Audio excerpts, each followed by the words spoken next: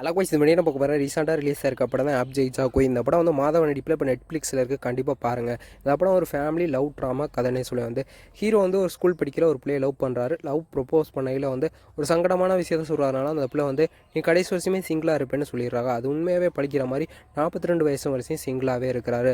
அதனாலே வந்து பழிச்சு போன மாதிரி ஆயிடுது. ஸ்கூலில் வந்து ஒரு வாத்தியாரை வேலை செய்கிறாரு. பொண்ணு பார்க்குறாரு, எந்த பொண்ணுமே செட் ஆக மாட்டேங்குது. வந்து அந்த நேரத்தில் தான் வந்து ஹீரோட ஃப்ரெண்டு வந்து ஒரு ஆப் சொல்கிறாரு, நீ இந்த ஆப்பை ட்ரை பண்ணி பாரு, நீ பிள்ளைகிட்டலாம் பேசலான்னு சொல்கிறாரு. அதே மாதிரி பண்ணி பார்க்குறாரு. ட்ரை பண்ணாக்கல ஒரு பிள்ளை பேசுது, நல்லாவே பேசுது. அந்த நேரத்தில் தான் வந்து சொந்தக்கார வழியாக வந்து உனக்கு ஒரு பொண்ணு இருக்குது, நீ போய் பாருன்னு சொல்கிறாங்க. ஹீரோ போய் பார்க்க போகிறாரு. அதுக்கப்புறம் ஹீரோ படத்தில் கல்யாணம் பண்ணாருன்னா மீத கதையை வந்து இந்த படத்தில் நெகட்டிவிட்டினா வந்து ஹீரோ வந்து ஒரு சின்ன விஷயத்துக்காக கல்யாணமே வேண்டான்னு சொல்லிடுவார்.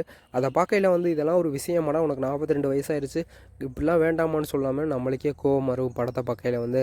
இந்த படத்தில் வந்து டேரக்டர் என்ன சொல்ல வரனா, அவர் வந்து ஒரு கல்யாணம் பண்ணாலும் வந்து பெண்களுக்கு வந்து நீ பண்ணக்கூடாதுன்னு இந்த மாதிரி உரிமை எடுக்கக்கூடாதுன்னு தான் டேரக்டர் சொல்ல வராரு. ஒரு ஆளாக அந்த படம் வந்து சூப்பர் குட் ஃபிலிம்னே வந்து நீங்கள் லவ் ஃபிலிம் பண்ணியிருந்த இந்த படத்தை கண்டிப்பாக ட்ரை பண்ணி பாருங்கள். இது ஒரு ஃபேமிலி என்டர்டைன்மெண்ட் ஃபிலிம்னே சொல்லி வந்து கண்டிப்பாக ஃபேமிலியோட பாருங்கள். இந்த வீடியோ பிடிச்சா லைக் அண்ட் ஷேர் பண்ணுங்கள். மறக்காமல் சப்ஸ்கிரைப் பண்ணி சப்போர்ட் பண்ணுங்கள்.